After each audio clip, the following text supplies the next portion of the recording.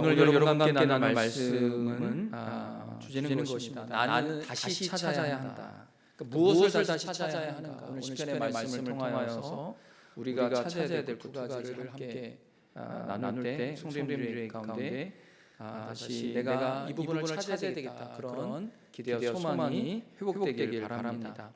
지난 2년 동안 팬데믹은 사람들의 삶을 완전히 바꿔놨습니다. 단순히 일상적인 삶만 아니라 우리의 정신적인 부분까지도, 특히 교회의 영적인 부분까지도 엄청난 변화가 일어났습니다.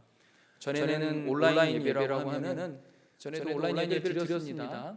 교회에서 그런 예배는 주로 교회 주일에 참여할 수 없는 부득이한 그런 사정 가운데 있는 분들, 뭐 예를 들어서 지방에 출장 가거나 아니 해외에 가거나 이런 분들이 그 시간에 맞춰서 예배를 드리도록 하는 그런 이제 이유로 온라인 예배를 드렸다면, 이제 팬데믹 동안에 이제 진행된 온라인 예배는 모든 교인들이 이제 예배당에 와서 예배를 드릴 수 없으니까 이제 온라인 예배를 드리게 되었습니다. 좋은 점도 있었고 또 안 좋은 점도 있었습니다. 아마 안 좋은 점들이 더 많이 있었던 것 같아요. 그 중에 하나가 뭐냐면 우리를 나태하게 만들었습니다. 편안하게 만들고 나태하게 만들었어요. 편안한 것이 때로는 좋지만 어떤 부분에서는 참 우리를 나태하게 만드는, 그래서 결국에 우리가 일어서지 못하는 데까지 나아가도록 하는 그런 부분들이 있습니다. 그래서 편안함을 추구하는 삶이 좋은 건 아닙니다. 편안함이 우리에게 필요하지만 편안함을 추구하다 보면 나태하게 되고, 나태하게 되면 결국 우리가 일어나지 못하는 어떤 그러한 그 부분에 딱 이렇게 봉착하게 됩니다. 그러면 참 삶이 이렇게 무기력하게 빠지는 경우가 있습니다. 권준수 의대계 교수분이 있어요. 서울대 의대계 교수인데 제가 이제 코로나 기간 동안에 이런저런 책을 읽게 됐는데, 특별히 이제 코로나 가운데 팬데믹이 지나면서 목회는 어떤 방향이 일어나는가, 이런 고민 가운데 책들을 읽었는데요. 또 이분이 쓴 것은 논문입니다. 읽게 되었는데 제목이 이거예요. 코로나는 팬데믹이 아니라 신데믹이다. 이 말이 뭐냐면 팬데믹 하나, 코로나로 인해서 그 사회적인 어떤 격리 정도만이 아니라 복합적인 요소가 있다라는 거예요. 신이라는 건 복합적이다라는 거예요. 이 글에 보면은 코로나가 장기화되면서 사람들에게 코로나 블루 증상이 일어났다는 거예요. 이 블루 증상이 뭡니까? 침체됐다는 거예요. 침체가 일어났다는 거예요. 격리되어서 사회생활이 제한되고 인간관계 제약이 생기다 보니까 사람들 사이에서 어떤 일이 일어나냐? 의욕이 상실되는 거예요. 의욕이 상실되고 우울 증상이 일어나고, 우울 증상이 심화되니까 짜증이 나고, 전에는 뭐 조그만 거에 별로 이렇게 넘어갈 수 있었던 일들도 이제는 막 이제 의욕이 상실되고 이제 무기력감이 일어나고 막 이제 우울해지니까 짜증이 나는 일이 일어났다는 거예요. 그래서 팬데믹 동안에 오히려 뭐 한국에는, 미국은 땅이 좀 넓어서 뭐 집 간에 이렇게 거리가 있어서 프라이빗 공간이 있지만 한국은 아파트가 많아가지고 이 층간에, 아래층, 위층에 이제 이런 층간 소음 때문에 참 어려움이 많이 있다고 합니다. 근데 그것이 전에는 넘어갈 수 있었던 것도 이제는 막 이제 서로 작은 것도 막 화를 내고 짜증내고 막 폭력을 행사하는 것까지 가는 그런 일들이 더 급증했다고 하는 거죠. 그리고 이제 한 나라뿐만이 아니라 전 세계가 막 어떻게 힘들어할 수 없는 상황이 되다 보니까 미래에 대한 불확실 때문에 불안도 급증됐다래요.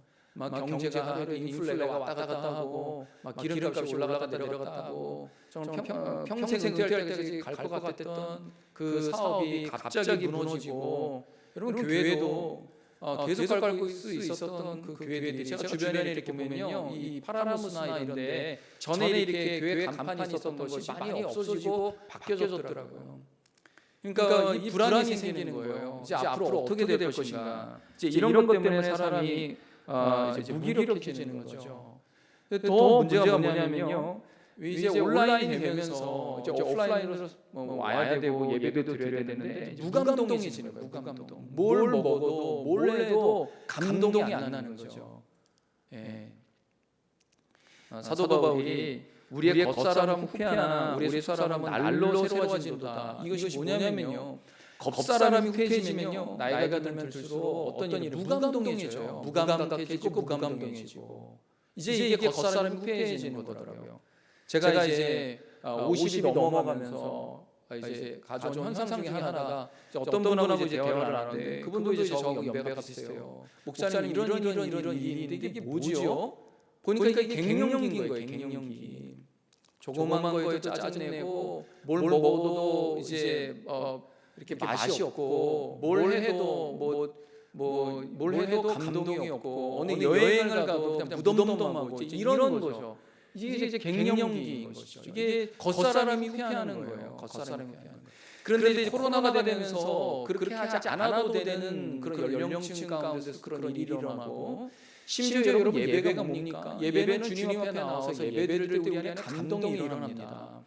일주일 동안에는 촉박하고 힘든 상황 가운데서 치열하게 살아가다가 주님 말씀 들으면 참 우리 마음에 회복이 일어나고 예배 드리면은 예배 가고는 쉽지 않지만 예배를 우선 드리면은 우리 마음에 다시 회복이 일어나는 거예요. 적어도 하루 이틀 3일 후에 회복이 일어납니다. 그래서 예배 드리는데 이제는 왜 코로나 가운데 어떤 일이 일어났느냐? 예배를 드려도 감동이 일어나지 않는 이런 현상들이 일어나기 시작하는 거예요.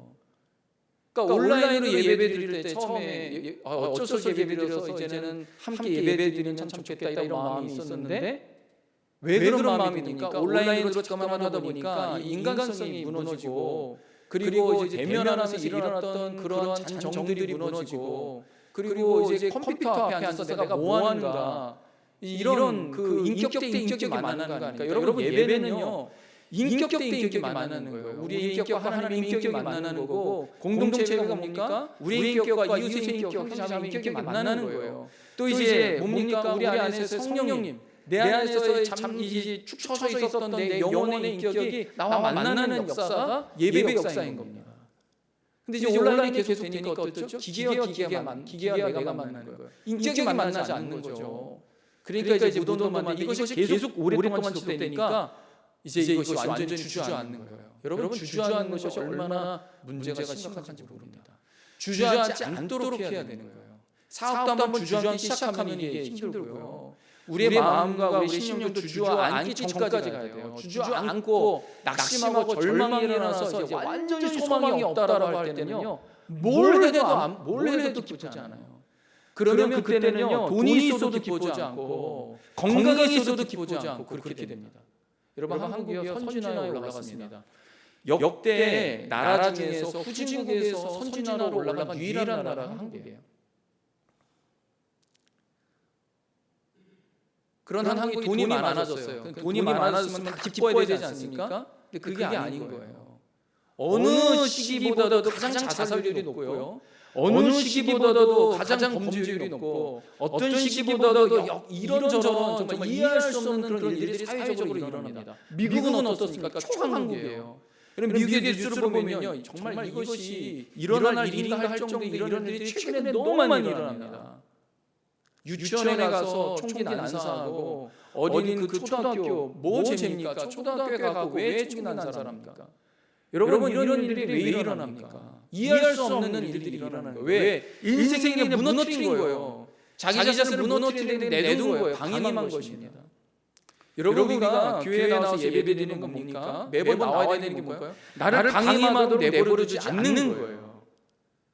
여러분 사람을 가만히 놔두면 어떻게 됩니까? 무너집니다. 무너지는 거예요.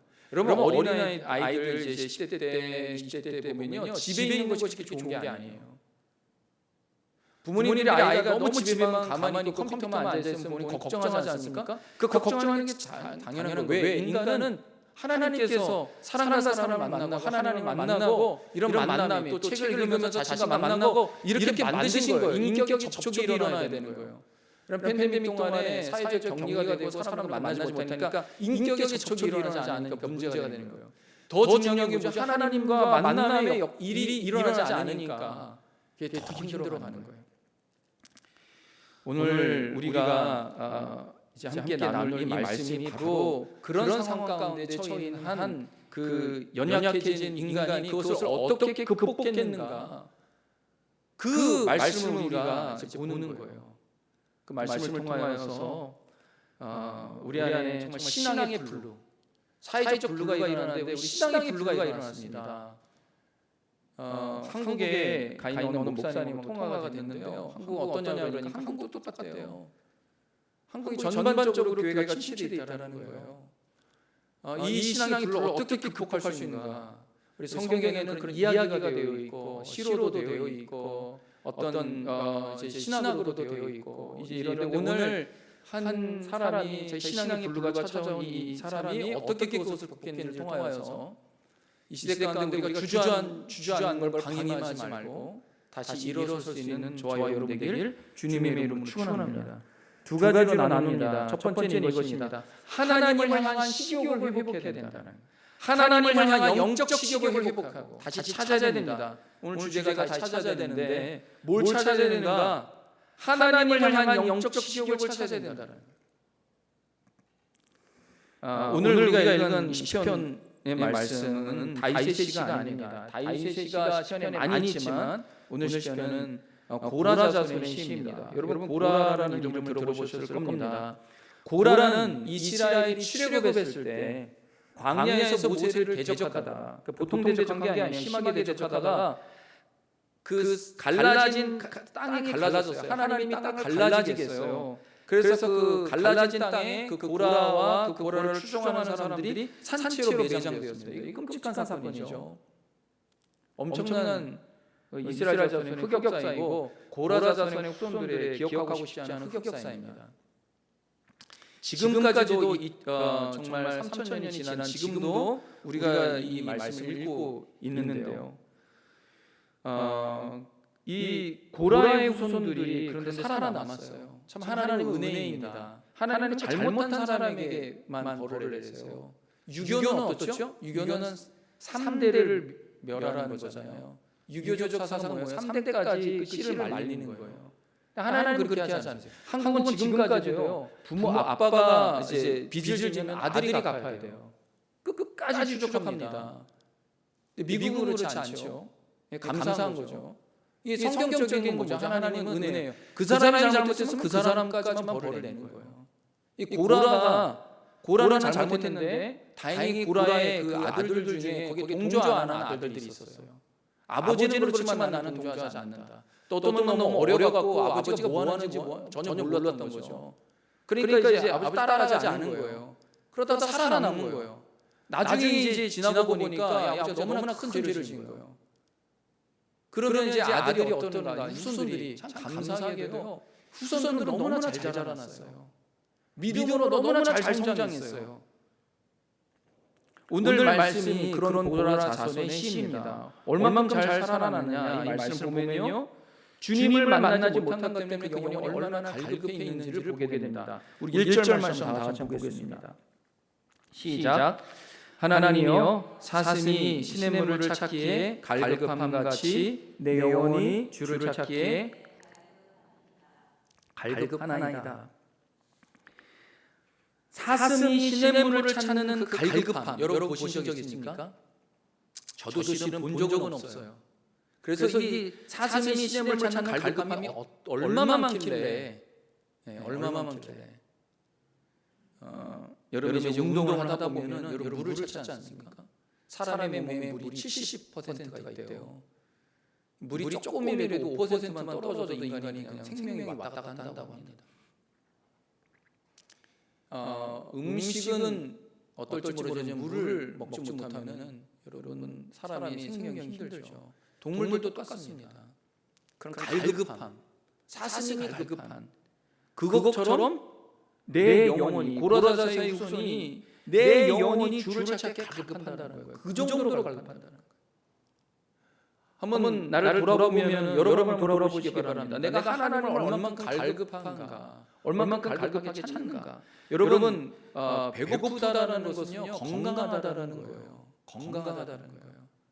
내가 목마르다는 그래도 그나마 살아있다라는 것입니다. 내가 목마르지 않고 갈급하지 않다, 배고프지 않다, 이거 문제가 있는 거예요.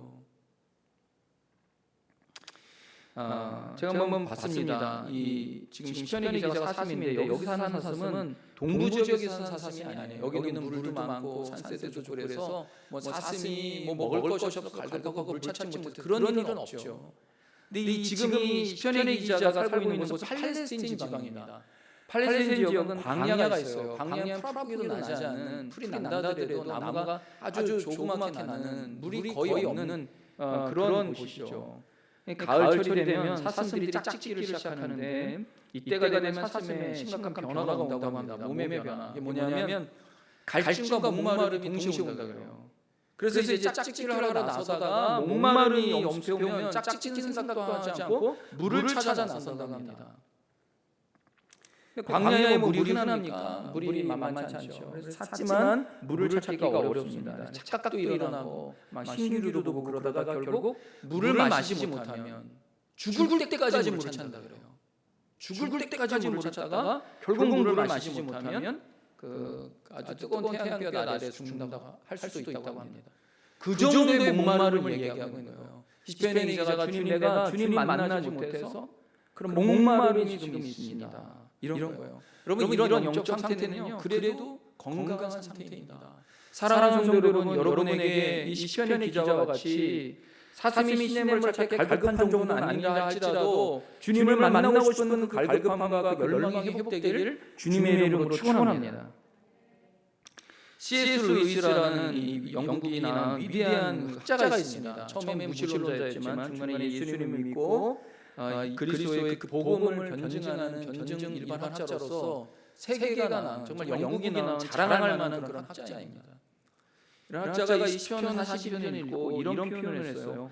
사슴이 시냇물을 찾는 것은 하나님을 향한 식욕이라는 거예요. 제가 그래서 여러분에게 다시 찾아야 뭘 찾아야 되는가? 하나님을 향한 식욕, 영적 식욕을 찾아야 된다. 그런 표현을 했습니다. 하나님을 마시고 싶고 먹고 싶은 욕구가 일어나는 걸 말하는 거예요. 시편 기자가 그런 얘기를 한 거예요. 사슴이 물을 찾기에 갈급한 그런 그 식욕과 같이 갈급함처럼 내 영혼이 주님을 맛보고 마시고 먹기를 원합니다. 그런 말입니다.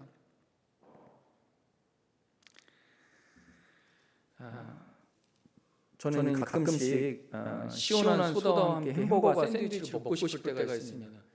한국에서는 그러지 않은데 이제 미국에서는 그 시원한 소다와 함께 햄버거와 샌드위치를 먹고 싶어요. 특히 이제 여러분 소다라고 뭘 마십니까? 뭐 코카콜라나 뭐 이런 스프라이 이런 걸 마시는데 저는 이렇게 닥터페퍼나 심지어 루비오를 마시고 싶어요. 한국 분들 중에 루비오를 마신다고 하는 분이 있을지 모르겠습니다. 그 루비오가 뭐야? 이렇게 쳐다보는 것 같아요. 어떤 분은. 저는 루비오를 그렇게 마시고 싶을 때가 있어요. 근데 아내는 막 그런 저를 보면서 이상하다고 생각을 해요. 저는 그 맛을 어떻게 알게 됐어요. 처음에는 무슨 맨소레단 로션처럼 이제 느끼다가 어느 순간에는 그게 정말 막 이렇게 땡길 때가 있더라고요. 그래서 이거를 미국에서 이걸 파는구나 이런 생각이 들더라고요. 여러분 그렇지만 그렇게 마셔도 갈증이 납니까 안 납니까? 나요. 갈증 납니다. 어쩔 때 여름에 이제 운동하다가 땀이 나는데 막 시원한 소다 마시고 싶어서 마시면요, 그 다음에 더 갈증이 나가고 막 미칠 지경까지 일어납니다. 그러니까 물을 마셔야 되는 거예요. 물을 마셔야 되는 거예요. 저는 이걸 보면서 이런 생각이 들었어요. 이 세상에 이런 욕구는 이거는 소다 같다. 시원한 소다. 잠깐 내 그 순간을 채워줄지 모르지만 내 영원한 그런 갈증은 채워줄 수 없다. 이런 생각을 하게 되었습니다.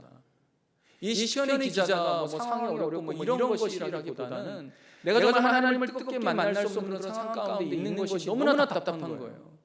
여러분 그런 걸 경험해 본 적이 있습니까?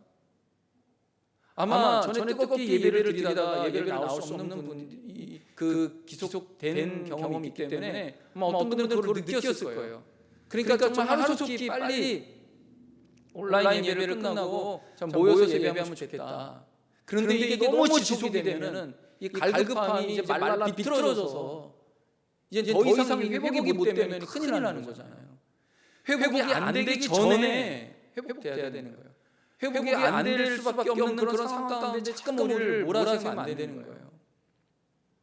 우리가 9월달에 정상화를 예배 정상화를 한다고 하는데, 여러분 예배 정상화를 한다는 말뿐만이 아니라 그냥 이거 뭐 결정해갖고 그냥 예배 나오십시오 이게 아니라 뭐 누가 나오나 그냥 누가 나오겠지, 목사님 혼자 새벽 기도하겠지 이렇게 하면 안 되는 거예요. 같이 나와야 되는 거예요. 같이 주님 앞에 나와서 주님을 부르짖고 주님을 찬양하고 예배하고 여러분 그래야 됩니다. 그럴 때 우리 안에서 누가 아니라 내 안에서 방임되어 있던 영적인 이 메마름이 회복이 되는 거예요. 갈증이 회복이 되면서 그 주님을 맛보게 될 때 우리 안에서 정말 하나님을 향한 그런 마음이 회복이 되면은 세상에 어떠한 걸 하더라도 여러분 무감동한 것이 회복돼요. 우리의 무감동하고 무력하고 의욕상실되는 것 근본적으로 계속 보면은 뭐냐면요, 우리가 못 먹어서 그런 게 아니에요. 여러분 미국에서 못 먹어서 힘드니까 아니에요. 먹지 못해갖고 그런 게 아니에요. 먹는 게 넘치고 널렸습니다. 뭐 때문에 그런가요? 겉사람이 후피하는데, 겉사람이 후피하니까 점점 무기력해지는데, 이거를 붙잡을 수 있는 게 뭡니까? 성령님이에요. 이걸 붙잡을 수 있는 게 뭡니까? 우리 속사람을 회복시키시는 하나님의 말씀이에요. 우리를 붙잡을 수 있는 게 뭡니까? 주님 앞에 나와서 주님이 주신 그 은혜 가운데 잠길 때 우리가 회복되는 거예요.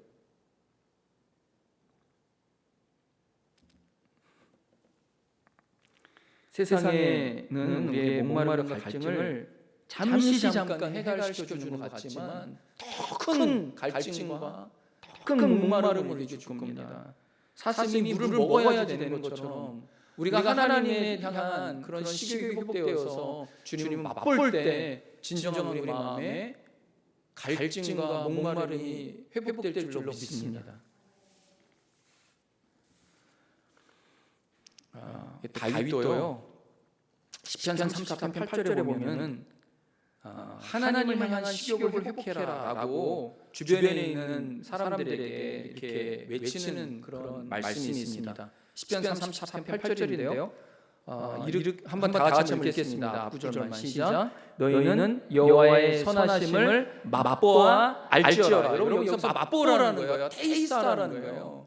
맛보아 알아라는 거예요. 여러분 우리가 아는 거는요, 히브리 언어에서 알다는 야다입니다. 야다라는 말은 그냥 지식적으로 안다는 게 아니에요. 경험하고 맛보고 그렇게 오감으로 다 아는 걸 말하는 겁니다. 다윗이 너희는 여호와의 선하심을 맛보아 알지어라. 왜 그럽니까? 하나님을 맛보는 사람과 맛보아 아는 사람과 그렇지 않은 삶에 있는 사람들이 그 삶의 차이가 너무나 현격히 다르기 때문에 그래요. 하나님을 맛보아 아는 사람은 어떻습니까? 그 삶이 환경이 어떻든 내가 나이가 들든 그거와 상관이 없어요. 사도 바울이 고백하는 게 뭔가? 내 겉사람은 후피하지만 내 속사람이 날로 회복된다. 여러분 겉사람 후피하는 거 막을 수 있습니까? 못 막습니다. 50이 지나가면서 겪게 되는 그 사람들의 대표적인 현상이 그런 겉사람의 후피 현상이 일어납니다. 근데 어떤 분이 그런 얘기를 해요. 목사님이 60대 가보세요. 어떤 분은 70대, 70대 가보세요. 겉사람은 더 후피하는 거예요. 근데 이 후피하는 겉사람을 완전히 역전시키는 것이 있습니다. 사도 바울이 그 얘기를 하는 거예요. 내 속사람이 회복되고 속사람이 젊어지고 속사람이 새롭게 될 때 겉사람을 이길 수 있다는 거예요. 사랑하는 성도 여러분, 우리의 겉사람은 어쩔 수 없이 붙잡을 수 없지만 여러분의 속사람이 날로 새로워지는 하나님의 선하심을 맛보아 알아서 그 맛봄으로 말미암아 새롭게 되는 은혜의 역사가 우리 모두에게 일어나는 주님의 이름으로 축원합니다. 여러분 속사람이 회복되는 것은요, 하나님을 맛보는 것 외에는 안 돼요. 맛봐야 되는 거예요. 지식적으로 아는 것만으로 안 됩니다. 종교적으로 아는 것만으로 안 돼요. 지식적으로 알고 종교적으로 아는 건 뭐라는 건 뭡니까? 그냥 내가 예배에 그냥 나온다라는 것만으로는 이건 아니라는 거예요. 종교들도 다 나옵니다. 여기서 맛보는 거예요. 맛보는 거. 그럼 맛본다는 건 뭘까요? 내가 그 음식이 앞에 있을 때 음식점에 가는 것만이 아니라 어떻게 해요? 그걸 내가 수저를 들고 그 음식을 먹어야 되는 거예요. 그것이 맛보는 거 아닙니까? 예배에 나왔지만 나오는 것만으로 아니라 내 마음과 내 생각이 정말 갈급하여서 배고파서. 여러분 그런데요, 배고픔이 없고요, 목마름이 없으면 물 마시지 않고 먹으려고 하지 않아요. 그러니까 저는 이 팬데믹 동안에뿐만 아니라 여러분의 삶 가운데서 우리의 겉사람은 후피하는데 여러분 후피하면 어떤 현상이 일어납니까? 뭘 해도 만족감이 없어요. 뭘 해도 무감각하고요. 뭘 해도 무덤덤하고 감동이 없어요. 이거라면 될 거야. 잠깐은 좋은 것 같죠. 잠깐 좋은 것 같아요. 어느 이제 나이가 들면은 그런 얘기를 한다. 젊을 때 여행 가라고, 건강할 때 여행 가라고 그런 얘기를 해요. 근데 젊을 때는 뭐 내 삶이 바쁘니까 어떻게 뭐 여행을 갑니까? 왜 그러냐 그러니까 나이 들면은 어디를 가도 그렇게 그 광경이 그렇게 이렇게 대단하다 이렇게 느낌이 안 간다는 거예요. 뭐 간다 할지라도 빨리 집에 가야지 이런 생각이 든다는 거예요. 뭘 먹어도 입맛이 그렇게 이렇게 감각이 무뎌져 갖고 맛이 없어진다는 거예요. 우리 겉사람은 그렇게 됩니다. 근데 하나님을 맛보면은 달라진다는 거예요. 두 번째는 주님의 음성을 찾아야 됩니다. 주님의 음성을 다시 찾아야 되는 거예요. 오늘 말씀에 보면 시편 기자가 5절에 이렇게 고백합니다. 다 같이 한번 읽어보도록 하겠습니다. 시작. 내 영혼아 내가 어찌하여 낙심하며 어찌하여 내 속에서 불안해하는가. 너는 하나님께 소망을 두라. 그가 나타나 도우심으로 말미암아 내가 여전히 찬송하리로다. 아멘. 사람은 불안해합니다. 근데 뭐 때문에 불안해할까요? 끝날 것 같기 때문에 불안한 거예요. 내가 아무리 노력해도 어떤 상황이 진척이 안 되면 사람 불안해합니다. 내가 이렇게 하는데 미래를 볼 때 이 미래가 보장이 안 되면 불안해합니다. 내가 아무리 노력해도 뭔가가 일어나지 않을 것 같아도 불안해합니다. 이게 사람은 불안할 수밖에 없는 존재예요. 왜? 능력이 유한하니까. 여러분 그리스도인이라고 나는 걱정과 염려가 불안이 없겠다. 아닙니다. 그리스도인도요 불안이 있고 염려가 있어요. 우리의 시야를 하나님께 주님께 돌리지 않고 조금이라도 이렇게 옆으로 틀리면은 금방 불안해집니다. 목사님은요 마찬가지예요. 저도 하나님 주님만 온전히 바라보지 않으면 잠깐만 시야만 옆으로만 둬도 불안이 확 엄습해옵니다. 우리에게 불안을 주는 요소가 뭡니까? 환경과 상황이죠. 안 될 거야, 못 할 거야, 불가능해. 이런 게 다 불안한 요소 아닙니까? 여러분 사업을 하는데 사업이 이제 도저히 안 된다고 생각해 보십시오. 불안이 확 엄습해옵니다.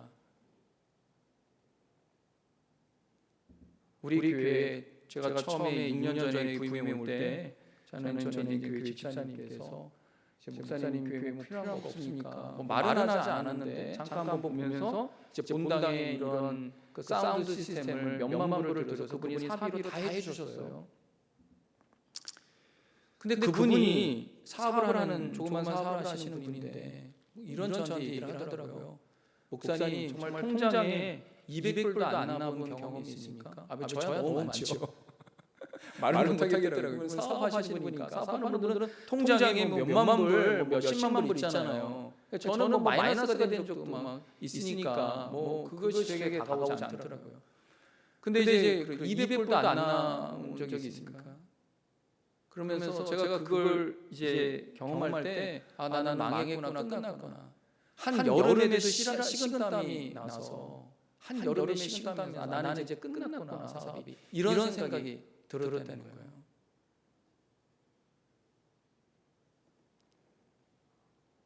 근데 이제 그 과정 가운데 예수님을 만난 거예요. 깊이 만났어요. 사람이 완전히 변했어요. 상황은 똑같은데 예수님을 만나고 저를 찾아와서 얘기를 하는데 예수님을 어떻게 만났는지, 그분을 어떻게 맛봤는지, 그분을 맛보니까 그분의 소리가 들리기 시작한 거예요. 상황은 똑같은데 여전히 어려운데 그걸 믿음으로 이겨내기 시작합니다. 그런 고백을 하더라고요. 목사님, 제가 무엇을 하든 어떻게 하든 이것을 잡고 계시는 하나님이라는 걸 알게 됐습니다. 이 사업을 갖고 계시는 분, 이 사업을 이제 진정한 사장이 누구냐? 하나님이라는 걸 알게 됐다는 거예요. 하나님께 맡기는 법을 자기가 배웠다는 거예요. 저희는 조금 어려우면 금방 힘들고 뭐해서 불안해가고 그랬는데 이제는 이거 하나님 건데 하나님이 나에게 잠시 주신 건데 그런 청지기의 마음이 생겨난 거예요. 이런 주님의 음성을 들으니까 전보다는 훨씬 더 불안이 줄어들었다는 거예요. 하루 종일 불안해갖고 여러 개를 시간 땀나서 그렇게 살았던 사람이 그분이 교회를 안 다니는 분이 아니에요. 어릴 때부터 교회 다니는 분이에요. 주님의 음성을 찾은 거예요. 예수님을 만나니까 주님의 음성을 찾은 것입니다. 시편 기자가 뭡니까? 하나님의 사람인데 고라지 자손인데 내 영혼아 내가 어찌하여 낙심하며 어찌하여 내 속에서 불안해하는가 그렇게 얘기합니다. 영혼이 왜 이렇게 낙심하고 불안해서 벌벌 떠느냐 이거예요. 내 영혼이. 너는 하나님께 소망을 두라. 그가 나타나 도우심으로 말미암아 내가 여전히 찬송하리로다. 이렇게 고백합니다. 시편의 기자도 불안한 낙심으로 영적 침체가 일어나는 거예요. 근데 이 시편 기자가 뭐라고 합니까? 이렇게 말하는 것입니다. 내 영혼아 어찌하여 낙심하고 어찌하여 불안해하는가? 불안한 자기 영혼 가운데 외치는 거예요. 믿음으로 외칩니다. 왜 너 이렇게 낙심하니? 왜 내 속에서 이렇게 불안해하니? 그러지 마. 그런데 여러분 이 음성이요. 이 음성이 자기 자신이 자기가 만들어낸 음성이기보다는 실은 이 시편 기자 안에서 하나님의 영이 이 시편 기자에게 말하는 거예요. 너 왜 이렇게 낙심하고 왜 이렇게 불안해하니? 하나님께 소망을 두라. 너 왜 소망이 없다고 절망 가운데 있니? 하나님이 지금 도우시잖아. 너는 보이지 않지만 보이지 않는 하나님이 전능하신 하나님께서 너를 지금 도우고 계셔. 믿음으로 내가 하는 말을 믿고 의지하고 나아가. 오히려 불주어서 왜 내 인생에 이렇게 한심하나 이렇게 주저앉아있지 말고 오히려 하나님을 향해서 찬양하고 예배하고 나아가. 왜 하나님이 너를 지금 도우지 않는다고 생각하니? 지금 도우시고 계셔. 안 되는 것도 너를 위해서 안 되게 하는 거야. 되는 것도 너를 위해서 되게 하는 거야. 너가 볼 때 되는 것만 하나님의 손길이라고 보지 마. 안 되는 것도 너를 위해서 안 되는 거야. 여러분 어린애를 키워보는 게 너무나 잘 알아요. 아이들은 마구마구 달라고만 합니다. 그럼 안 준다고 그러면은 때릴 쓰고 난리를 펴요. 칼 달라고 하고 저기 가위 달라고 하고 막 이럽니다. 그러면 여러분 어떻게 합니까? 절대로 안 된다고요. 그러면 아빠는 미워 엄마는 미워 막 난리를 핍니다.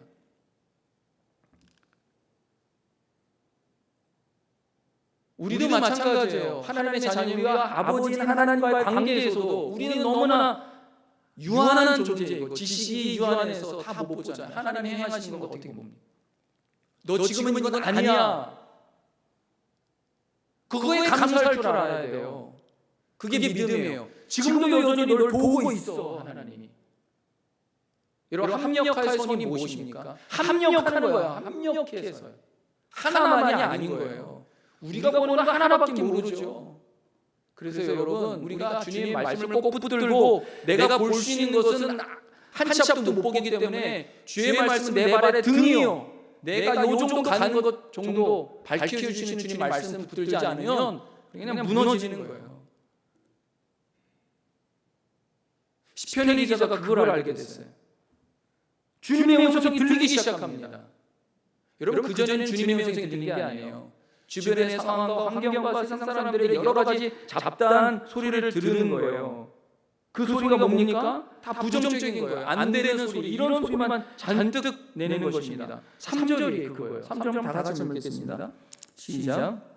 사람들이 종일 내게 하는 말이 내 하나님이 어디 있느뇨 하오니 내 눈물이 주야로 내 음식이 되었도다. 사람들이 종일 내게 하는 말이 내 하나님이 어디 있느냐라는 거예요. 내 눈물이 주야로 음식이 되었도다. 주변의 사람들이 너가 믿는 하나님 도대체 그 하나님 살아계셔? 너 팬데믹 동안에 너 사업이 어렵고 힘든데 정말 하나님 너를 붙들어 계시는 거야? 너가 정말 주님 믿는다고 나왔는데 너는 왜 이렇게 더 힘들고 안 돼? 이런 얘기들이 주변에서 하는 얘기들이에요. 뭐 직접 말은 하지 않지만 심지어 그거요 내 마음에서도 그런 생각이 들지 않습니까? 문제는요 사람들이 얘기도 하지 않는데 내 마음에서 그런 불신앙의 마음이 생겨나는 거예요. 사람들이 뭐 종일 쫓아다니면서 부정적인 얘기를 합니까? 그건 아니죠. 어떤 사람이 한번 딱 불신앙적인 얘기를 했는데 그게 마음에 팍 꽂히는 거예요. 평생 그 마음이 그 말 때문에 내 인생 그 말 하나로 내 인생을 나락으로 떨어뜨리는 그런 사람들도 있어요. 여러분 말이 그렇게 해서 중요한 겁니다. 여러분 믿음의 사람은 무슨 말을 들어요? 하나님의 음성을 들어야 되는 거예요. 하나님의 음성. 주님이 우리 안에서 외치는 소리를 들어야 되는 거예요. 성령께서 말할 수 없는 탄식으로 우리 안에서 하시는 그 주님의 음성을 우리가 들어야 되는 그게 믿음이에요. 그게 믿음.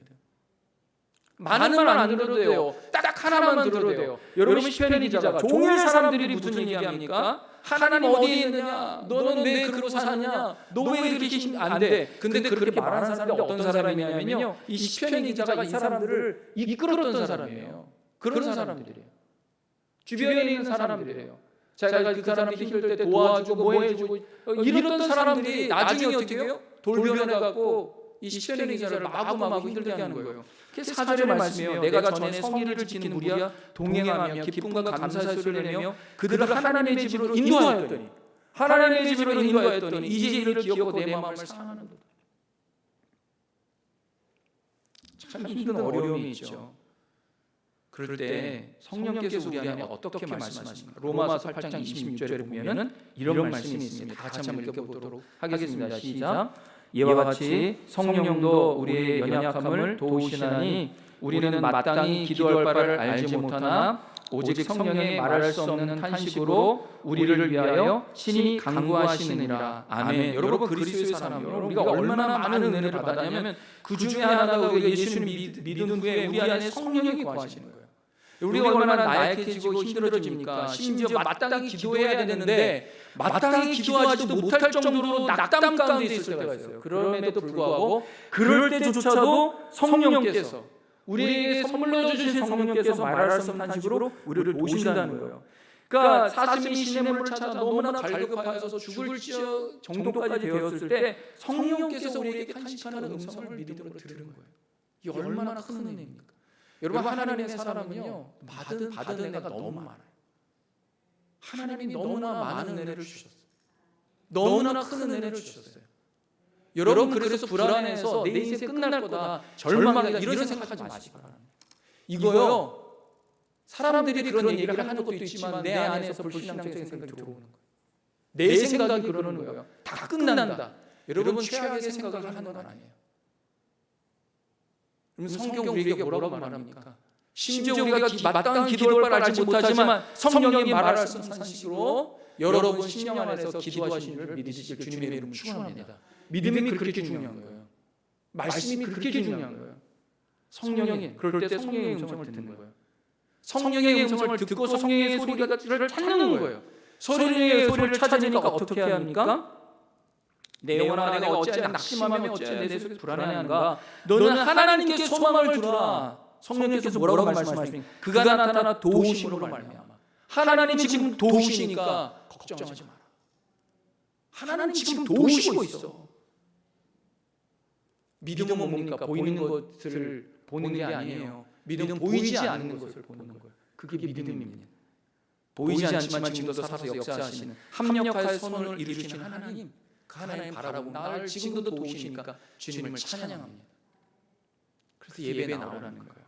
예배 나올 때 놀라운 은혜가 있습니다. 그래서 우리의 귀에는요 믿음의 필터가 있어요. 믿음의 필터. 믿음의 필터. 그래서 여러분 100마디의 말을 하는 것이 지혜가 아니라 하나님의 소리를 하는 것이 지혜입니다. 지혜로운 자는요 하나님의 소리를 내가 듣고 그 소리를 분별하는 것이 지혜입니다. 그래서 여러분 많은 말 하는 것보다 주님의 음성, 그 주변 사람들 가운데 정말 하나님의 소리 무엇인지 그 소리를 낼 수 있기를 바랍니다. 요즘에는 길어졌지만 제가 말씀드리면 요즘에는 이 문자 메시지가 많이 나오잖아요. 종종 오해가 생겨요. 오해가 생겨요. 여러분 그래서 그런 것도 참 주의해야 되더라고요. 그렇지만 그렇게 오해가 생긴 내가 오해하는 거예요. 어느 목사님이 생신이 되었다고 합니다. 그래서 어느 청년이 그 목사님에게 생신 축하 메시지를 보냈다고 해요. 뭐라고 보냈냐면 목사님 생신 축하드립니다. 오래오래 사네요. 여러분 사세요라고 해야 돼. 사세요인데 잘못 타입을 한 거예요. 잘못 타입한 거예요. 근데 목사님이 이게 웃고 말면 되는데 이런 말을 들으면 어떻게 해요? 마음이 걸리잖아요. 뭐 장모님, 뭐 시어머니, 시아버지 뭐 문자를 듣는데 오래오래 사네요. 이러면은 이게 얼마나 힘듭니까? 근데 그런 마음이 아니잖아요. 성도 여러분, 세상에는 부정적인 말들 듣기가 너무 쉬워요. 가는 곳마다 다 부정적인 말이에요. 근데 여러분 그리스도는 어떻습니까? 복음을 전하는 거예요. 성령께서 나에게 무슨 말씀을 하시는지, 무슨 말씀을 하시는지 그 말을 듣고 그걸 얘기하는 거예요. 이 말씀만 하나 하고 마치도록 합니다. 여러분을 향한 하나님의 마음이고 하나님의 메시지입니다. 스바냐서 3장 17절 이 말씀을 여러분 듣고 이번 주 한 주간 동안 이 말씀 붙들고 사시기 바랍니다. 다 같이 읽겠습니다. 시작. 너의 하나님 여호와가 너의 가운데에 계시니 그는 구원을 베푸실 전능자이시라. 그가 너로 말미암아 기쁨을 이기지 못하시며 너를 잠잠히 사랑하시며 너로 말미암아 즐거이 부르며 기뻐하시리라. 아멘. 하나님께서 너희 가운데 계시니 여러분 가운데 하나님이 계신다는 거예요. 눈으로 보이진 않지만 그분이 여러분 가운데 계시면서 구원을 베푸신다는 거예요. 여전히 도우시는 하나님, 그걸 믿음의 눈으로는 알 수가 있어요. 그가 너로 말미암아 기쁨을 이기지 못하시며, 여러분 이게 얼마나 은혜가 됩니까? 우리가 하나님께 재롱 떨어서 잘해서 하나님을 기뻐하시는 게 아니에요. 우리가 죄인이었을 때 하나님의 아들이 십자가에 죽을 만큼 우리가 죄인이었을 때 하나님을 전혀 몰랐잖아요. 그런 우리를 하나님이 사랑하시고 아들을 보내셔서 십자가에 죽게 하시고 우리 모든 죄를 사하시고 하나님 자녀 삼으시고 영생을 주시고, 여러분 이게 얼마나 큰 은혜입니까? 그런 우리를 바라볼 때 하는 기쁨을 이기지 못하신다는 거예요. 잠잠히 사랑하시며 너로 말미암아 즐거이 부르며 기뻐하시리라. 하나님이 우리를 여러분 때문에 노래하신다는 거예요. 그런 하나님 우리가 찬양해야 되지 않습니까? 하나님을 찬양할 때 우리가 그런 놀라운 역사가 일어나는 거예요. 세상에는 광야 같다라고 얘기하는데, 광야 같은 세상 가운데에서 여러분 우리를 살릴 수 있는 유일한 생수는 누구입니까? 하나님이에요. 예수님의 그분을 맛봐야지만 되는 거예요. 그분을 맛볼 때 여러분이 겉사람 후패하고 연약하지만 우리의 속사람으로 말미암아 여러분의 삶이 기름진 삶이 되는 거예요. 축복의 삶이 되는 거예요. 환경과 상황이 문제가 아닙니다. 여러분 우리의 속사람이 변화되어야 되는 거예요. 여러분 주님의 음성을 들으시기 바랍니다. 오늘 하루 동안 또 여러분 일주일 동안 주님의 음성 듣고 여러분 주님의 음성 따라서 하루 하나님이 나를 이렇게 우리 가운데 계신, 나를 구원하시는 하나님, 나를 찾으시는 하나님, 나에게 말씀하시는 하나님, 나를 지금도 인도하시는 하나님, 내가 눈에 보이진 않지만 살아계신 하나님을 믿음의 눈으로 바라봅니다. 하나님 찬양합니다. 여러분 일터 가운데 찬양하시기 바랍니다. 찬양하는 건 다른 게 아니에요. 하나님 감사합니다. 하나님의 은혜가 충만합니다. 오늘 하루 주님이 주시는 그 구원으로 말미암아 내가 오늘 하루 살아갑니다. 여러분 그런 찬양으로 주님의 신실한 예배자로 그 일터에서 승리하시기를 우리에게 주님의 이름을 축원합니다.